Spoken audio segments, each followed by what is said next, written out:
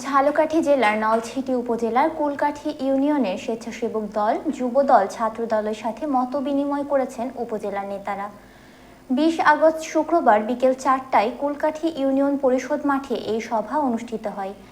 এতে প্রধান অতিথি হিসেবে উপস্থিত ছিলেন নলছিটি উপজেলা স্বেচ্ছাসেবক দলের আহ্বায়ক তৌহিদ আলম মান্না।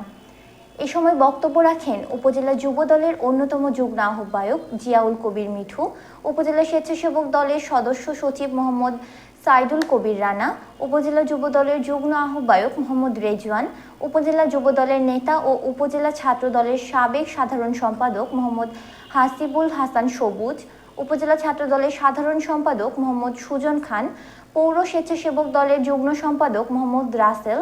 এছাড়াও উপস্থিত ছিলেন উপজেলা এবং ইউনিয়নের নেতাকর্মীরা। এ সময়ে তৌহিদ আলম মান্না দেশনায়ক তারেক রহমানের 31 দফার ইস্তেহার নিয়ে আলোচনা করে বলেন, ফ্যাসিস্ট হাসিনা তিনটি পাতানো নির্বাচন করে মানুষের ভোটের অধিকার হরণ করে পালিয়ে গেছে, শুধু রেখে গেছে একটি খোসা। আমরা এসেছি দেশনায়ক তারেক রহমানের দেশ সংস্কারের 31 দফা নিয়ে আপনাদের কাছে। আমার নেতা তারেক রহমান ক্ষমতায়ন হলে জাতীয় সরকার গঠন করবেন।